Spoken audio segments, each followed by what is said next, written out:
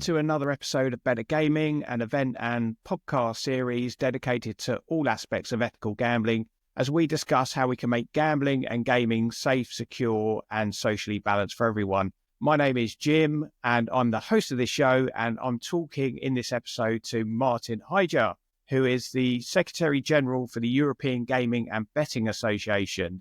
Thank you for joining me today, Maarten. Morning, Jim. How are you? Yeah, good, thank you. It's a pleasure having you on. So in this episode, we're going to discuss and review the 2024 European Safer Gambling Week, which was spearheaded and coordinated by Maarten and his team. And it took place in late November. And for those unaware, it is a week-long initiative which unites the industry, the gambling industry, to make it a safer place for everyone through messaging, promotions, webinars, workshops across the entire spectrum from operators and suppliers and regulators and players. And I know, talking personally, that on my timeline on LinkedIn, there was so much activity from that week, and also within the gambling apps that I use, sort of like Ladbrokes, there was a lot of messaging promoting safer gambling. So from that viewpoint, it seemed to be super successful and well received. But before we go into the discussion about the Gambling Week initiative, rather than me summarising probably incorrectly, Maarten, can you give me just an outline of the role of the EGBA and your role as Secretary General, please? Yeah, no, thanks, Jim. We were very pleased with the Safer Gambling. We'll get there. But EGBA, for those that don't know it, we're a trade body of operators. They're all licensed in the EU. And we do pan-European work, and we're based in Brussels. So part of our remit is EU regulation, which we expect more to come up in the coming mandate from the new institutions, not necessarily gambling specific, but there will be regulation. We think that will cover this. That's one part of our work. The other part of work, of course, is national regulation, because most of the regulation for gambling is still on a purely national basis. So we work on that level as well. The third part of our work, and I think that's also what covers the Safe Gambling Week, is about representation, is about making the industry more visible, communicating more about what we do. And also around safer gambling, we have a high priority. Safer Gambling Week is an example, but we have a sustainability report, and we have many other initiatives that we use and focus on to make sure that we also deliver a more sustainable product and that we protect our consumers as well. So I think for us, many initiatives in the recent years, and has become a really focus point for EGBA, but I would say more for the wider industry as well. Yeah. And so just with regard to the EGBA, obviously you've got the principles, the four sort of pillars of principles that you use, sort of player protection, responsible advertising, data protection, AML. But one of the major things is sort of lobbying governments and the EU in terms of regulatory matters. That's right. Yeah, obviously we do that. And a lot of that, I mean, lobbying sounds elevated and very a bit kind of unknown, but I think a lot of what we do is actually educating. So the sector is really unknown. So we need to do a lot of education. That's also why we publish a lot of data and studies on a yearly basis. And letting people know how the sector functions and how it relates to regulation that's being proposed. A very good example is the European AML regulations, where 95% of the AML regulations are drafted with the financial sector in mind. And so there are people with a banking background, knowledge of the banking sector, payment services to a lesser extent. And so a lot of the things that are being doctored out and are being written down are in the context of, or with the mindset of, how do banks do this or financial services do this? But obviously, it also applies to us, real estate and other sectors. So making that link between how our sector functions and the rules that are being made by people that have less knowledge, understandably, of all these different sectors, including ours, is a large chunk of what we do as well. So we make sure that the interests of our members are being taken into account, but a big chunk of that actually is education, translating what we do into understandable bits of information for the people that make the laws. So it seems that there's sort of like quite a few different stakeholders that you've got to engage with, both internally within the gambling industry, so the operators, which would be your membership, but also then on the national and international level, the different governments and regulatory bodies. So that must, as Secretary General, that must be quite a demanding job in terms of trying to keep middle line where you're trying to keep as many people not happy, but trying to get that compromise right for the betterment of the industry. No, it is. But we EGBA exists now for almost 20 years, I would say. And we've built up our, let's say, reputation and our relationship over many years. And we're really focused on doing quality. So sometimes it's a bit boring, but we try to get out only with information that's well-founded, where it serves a purpose, not just from the industry point of view, but also for regulators and other people. We try to bridge, I think that's the right word. We try to bridge between what the industry does and understands, what the outside world does and understands. And in that sense, we try to bridge the two worlds close to each other. As I said, education is one of it, but we also need to speak to many different people. And sometimes you need to speak different friendly languages. So sometimes different languages, but also in a different way of words. And you have to realize that people come from a different background. And I think that's the challenging, but also super interesting part of the work that I do and my colleagues do is, making that work. It's a challenge, but for us, it also makes it super interesting, exciting. This, I would say, is the ultimate place to be if you like to do this kind of work, because you have so many different nationalities, different languages, different cultures. So it adds even more to the mix that you would have purely on the national level. And did you find yourself in this role as Secretary General coming from the gambling industry, or did you have experience more so in the association and regulatory worlds? So my background actually is I worked for the government. I worked for the Dutch government, and then I was sent to Brussels to negotiate on internal market legislation. So the local Dutch embassy to the EU. And I did that work for 5 years, and I really liked it. I really liked the Brussels environment. And then I could make a step to the private world, which I did. And I went to EGBA, first in a different role, and then later as a Secretary General. So my background actually is in government. And it gives me, I think, an added value or added understanding of, when I speak to regulators or legislators or politicians in general, I've been in that world. I know how that works. I know what's important and less important. And so I make use of that knowledge as well when I speak to that part of our stakeholders. It just helps to have that knowledge and experience. What's the general sentiment when you're talking to these type of bodies?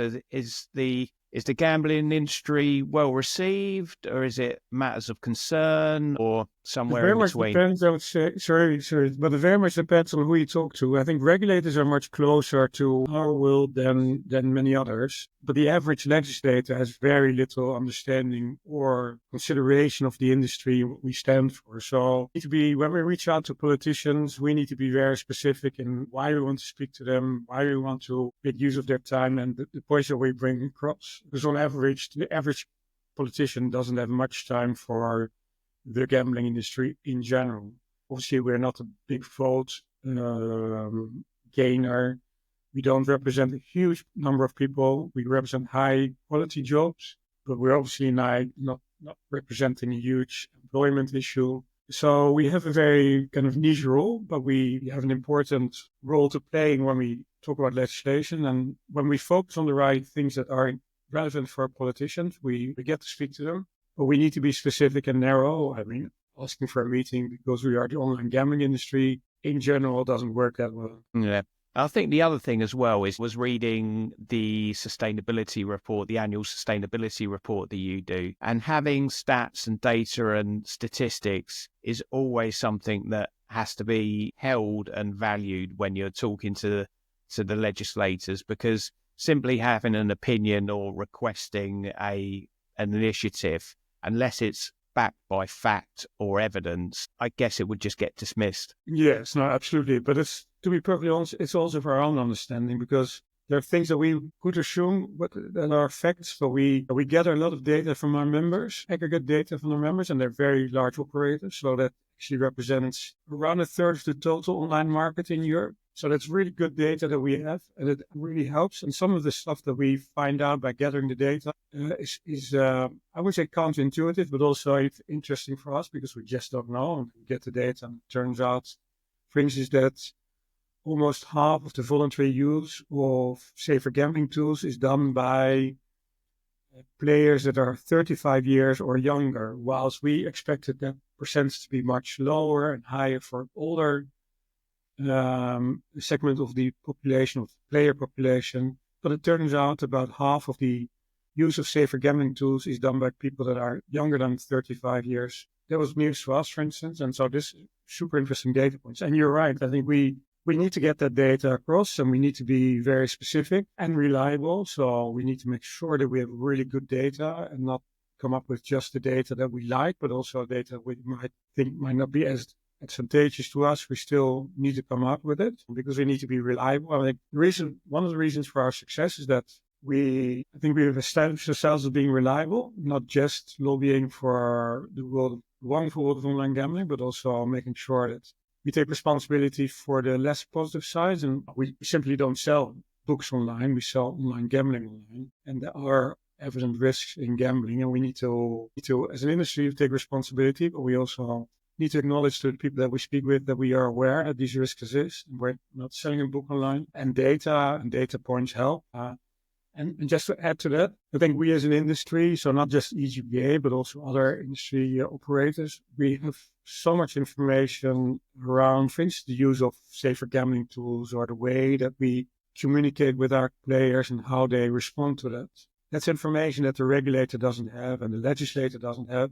And it really adds to the debate and the understanding. And my real plea to the whole sector is, we need to have more data, make more data available, because it really increases the understanding of the industry, but also the willingness of people to talk to us. So I think if we have real added value in these debates, I think it's that we have fantastic data that we can share. We make sure that we gather it and make it publishable. It's super encouraging to find out that the younger age profile of players is, I would hope, preemptively and proactively accessing gambling harm tools to limit and restrict play or identify when they might be developing a problem. So that that sort of insight is really, really encouraging in that front, and also how the industry is responding in terms of making them accessible to people and promoting them and encouraging people to tap in if they feel that there could be an underlying problem. Yeah, and absolutely. I fully agree. I think as an industry, have the responsibility. As an association, I think we have that responsibility in the added value of being part of an association is that together we can, let's say, raise the bar. And as an association, we also encourage the members to publish data. And so it just helps to be in this dialogue and not to be on your own as a single operator, but to be in an environment where you see the others do and share information and it gets published and there's positive response to it. And I think it helps facilitate also new data to be published. And so for us, it works. And I'm personally super enthusiastic about sustainability, all the work that we do around safer gambling, but especially sustainability report and process that we've put in place. And the use of tools is a very good example, but there are many more. I just, invite people to take a look. It's on our website, sustainability report. It's super interesting. The new one will come out hopefully in June next year, maybe July, but we try to get it out before the summer. Yeah. And every year we try to add bits and pieces of information, especially in this area around usage of tools. This year, for the first time, we measured the effects of the communications of our members with their players. Next year, we try to work on that a bit more to see how do people actually respond to outreach by operators to their actual gaming behavior, and what is then the response of the player to that outreach. For the first time, we included a data point, but next year will try to make it a bit more specific. Well, now it's, I would say for me personally, but also an association, all the highlights of what we do in terms of publications, together with the Safer Gambling Week, of course, it was last week. Yeah, well, so that moves us swiftly onto it. So the European Safer Gambling Week, it was in its fourth iteration this year, having launched in 2021. Yeah. Could you just give me some insight into why it was founded and what the principles of creating the week were? Yeah, I think it serves to have kind of three objectives, but obviously it already exists for sometimes in the UK and Ireland together. And we felt it would be good to have that more across Europe as well. So the idea is that we would have 1 week, that week around safer gambling. I think that's the overarching idea about this. And we came up with it 2020. Yeah, 2020. So it's during COVID. I think so. It's a COVID baby, if I can call it like that. Something positive from COVID, right? Yeah, but also we got a cat at home. So it's not a positive development from COVID. But, and we got it from the asylum. So I think the cat's happy as well. Well, hopefully he's good at fat, so I think he's happy enough. Gambling, I think it was one way where we thought, how can we in this difficult circumstance still reach out to players, but also to other stakeholders in the gambling arena. And so I think that's actually how it started initially. And it's, as I said, so first and foremost, it's a way to safer gambling messages to players of our members, but also of other operators. Secondly, it's a platform where we allow and encourage debates. And we've been particularly happy with last week's or this year's debates. And they've been fantastic. We can talk about it a bit later. And thirdly is to encourage and to mobilize the industry wider than just our membership, but the industry across Europe to engage around safer gambling and raise awareness around safer gambling. So these are the three main, let's say, objectives of why we started the Safer Gambling Week. And the fourth time this year, we're really, really happy with especially the outreach. So this year we reached with our social media campaign 26 European countries. We translated our social media messages in 20 or 21 European languages, and we sold our messages in total of 26 European jurisdictions. So that's fantastic number. And we're very, very happy with that. Outreach that we got in terms of jurisdictions and languages and engagement. I guess it's probably still a bit too early to get any information with regard to the exact reach across all of the messaging from all of the partners and across social media, is it? Yeah, it's a bit early, but we know that we have. Let me see, because I noted on some figures, but by my esteemed colleague Barry is looking at it. So we had, I think, 3.1 million. We reached 3.1 million people, but we don't know whether it's a unique number of people, of course, because you might have seen it at Ledbrokes and you might have seen it at, I don't know, Bet365. So, but we had, so that in terms, I think in total, we had 195 social media partners, so people that actually engaged in the social media campaign. We very happily were with 5 national authorities that participated to the social media campaign. So there were European gambling regulators that actively promoted the Safer Gambling Week during the Safer Gambling Week, the social media campaign. So we're very happy with that because it's nice to see, and it's a confirmation and affirmation of the success of the week. If it's not just the industry that does it, but it's also the regulators that are increasingly getting engaged. And for them to then participate in the social media campaign, for us is a real confirmation that we're in the right direction and that people appreciate and value the Safer Gambling Week as a tool also for authorities to reach out to their citizens and the players that they represent.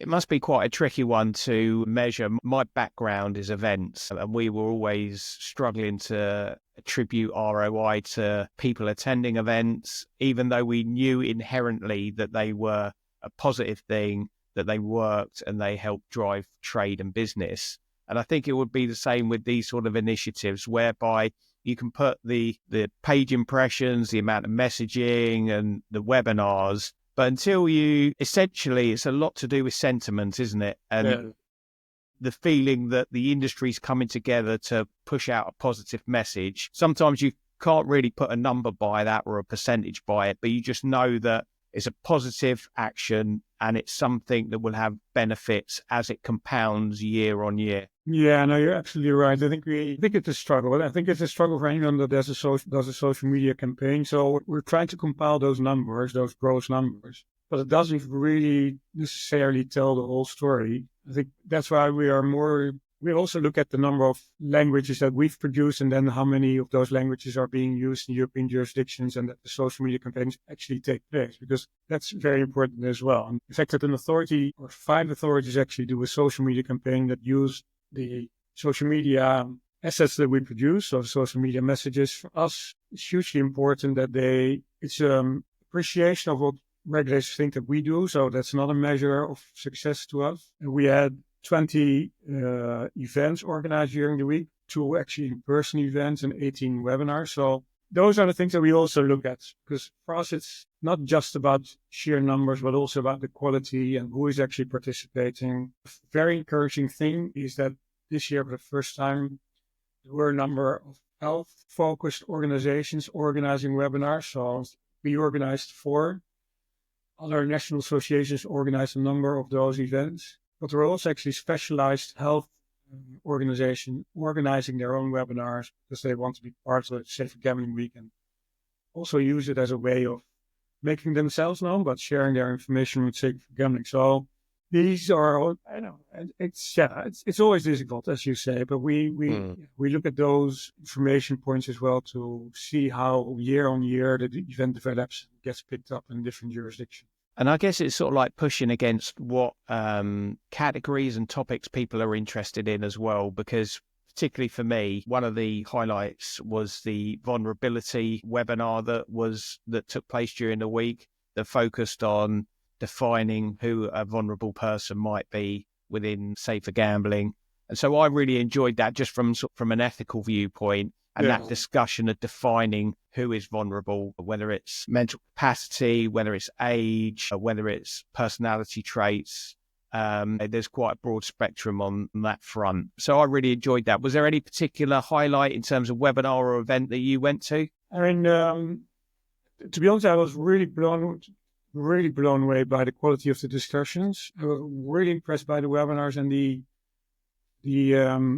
participation and the thoughtful discussions, and I think they were pretty fair. They were also from the side of the operators, acknowledgement that things that are things that we know, but there are also things where we don't know, and willingness to go much beyond just stating the obvious. So I was really, really impressed this year that's another thing that you can't really measure, but by these discussions. The one around communication, I really liked the usage of tools. Another one that we organized actually. I participated in 2 other discussions, but overall, what I really felt was that it gave a good platform to have a pretty open and fair discussion around the state of play in understanding. The webinars that we organized, we actually based on stuff that we also have in the sustainability report, so around communication, around vulnerable customers, vulnerable people, around measuring success. And for us, these are the cutting edge discussions that are taking place. They are very important, and I think it helped that those were the topical things that also were discussed at the webinar, because that's where the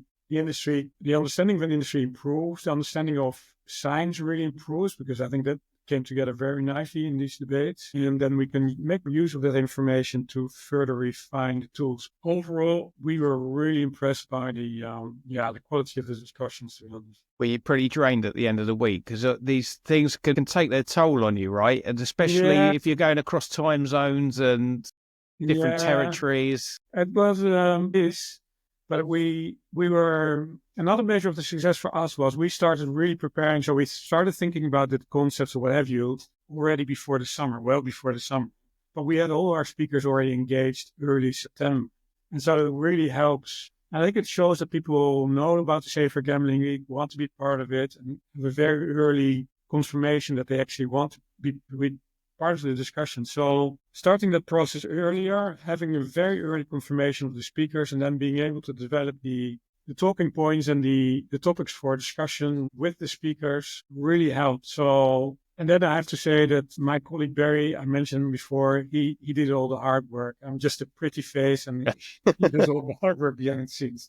So all the credit goes to Barry on this one, to be honest. Yeah, excellent. Well, as I said, from the outside looking in, from on my timelines, from my LinkedIn network, it seems super successful and something that was only going to grow. So, what are your long-term goals for the week? Are you next year, any plans to add?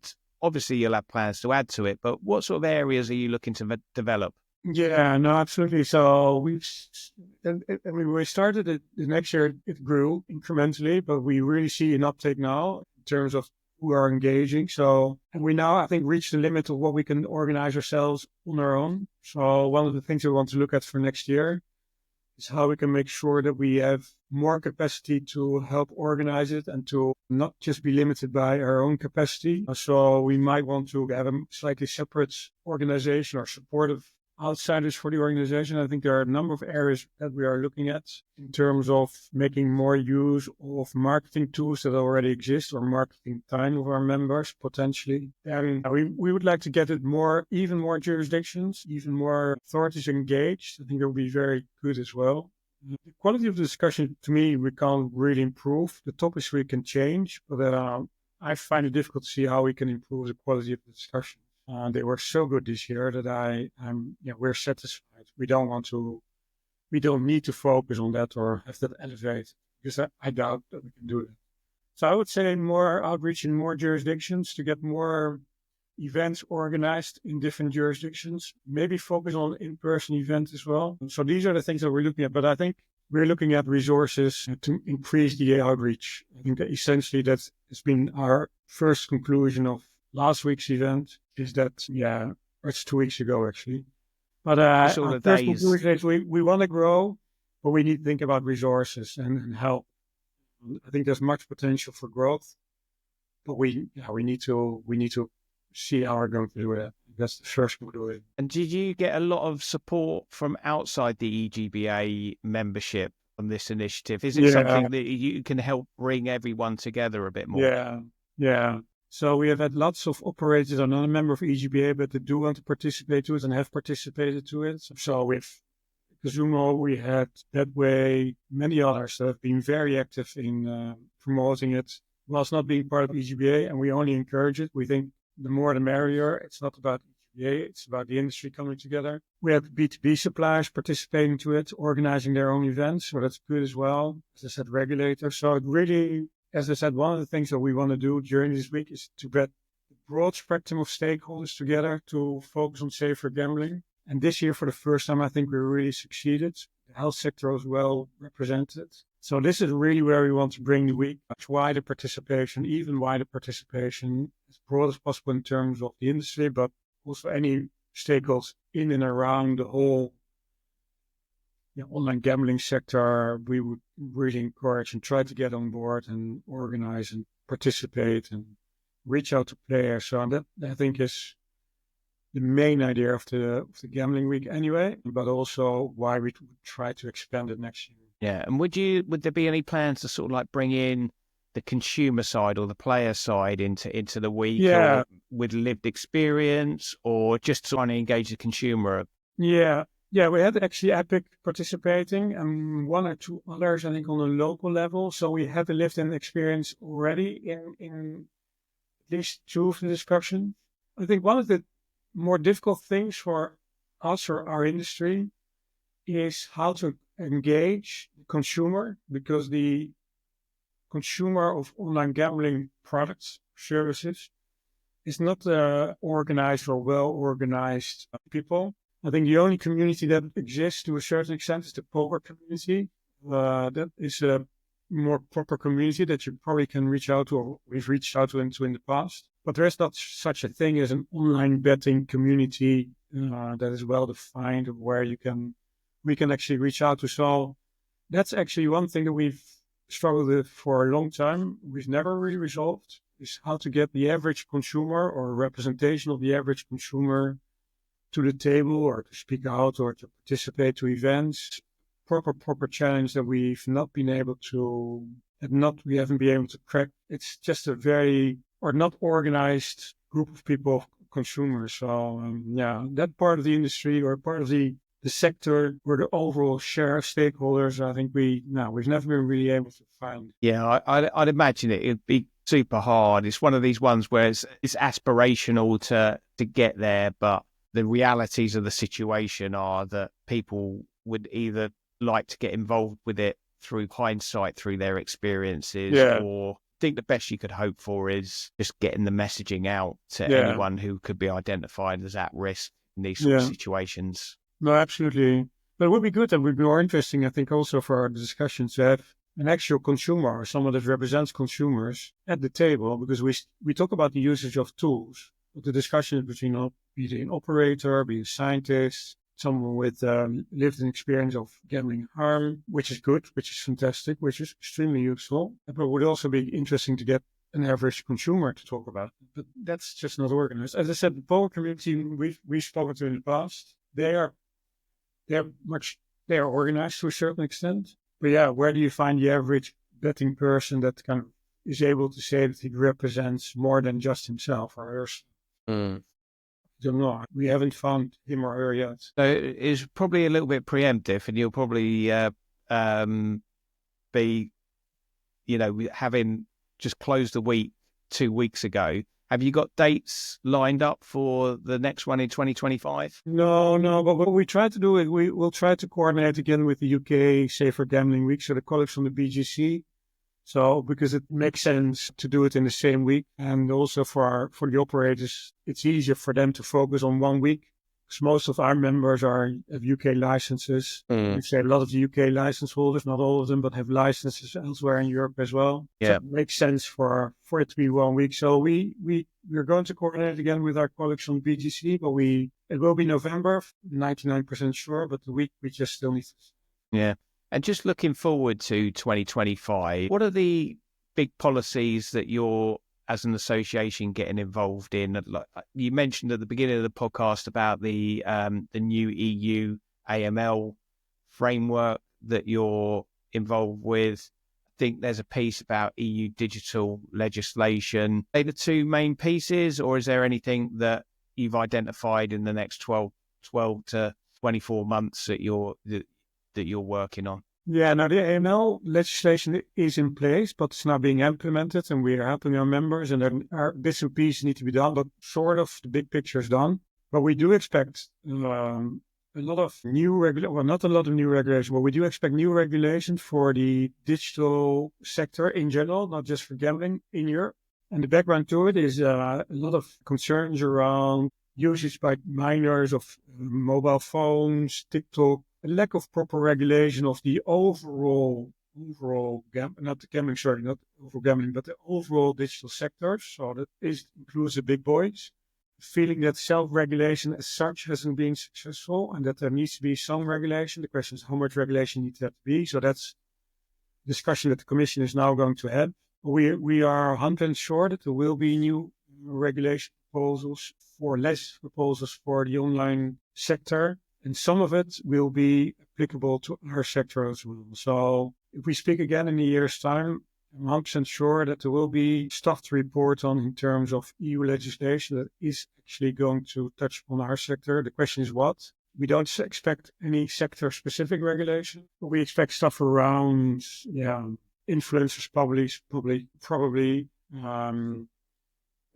Online advertising is expected. Something about targeted advertising, probably. And it might touch upon our sector as well. So for sure, very relevant things are going to happen in the next 12 months. And then proposals we expect by the end of the year. It's very difficult because I attended an event, the Peers for Gambling Reform over in the UK, that is made up of the Lords panel, and they discuss advertising, and a lot of the time they're talking about traditional mainstream advertising of TV, billboards.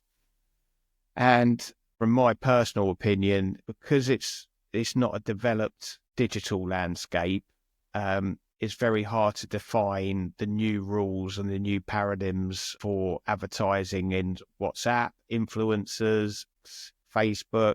They're kind of battling on one field on an old school or an old manner of advertising, whereas the new playground is YouTube, it's Snapchat, it's all of these ones that fly under the radar and have no regulation in themselves. That seems to be the worry moving forward. Yeah, absolutely. I think, and that's acknowledged. I think also in the US, actually, you're in the EU, because I think the UK is still part of Europe. So it's, but also in the UK, obviously, it's a huge topic for discussion. I mean, we are for sure. These discussions will be held here in Brussels as well, around especially social media company, and a much more critical look at some of the really big boys regulated themselves or are not subject to regulation yet, whilst our concerns around minor protection and targeted advertising and the way that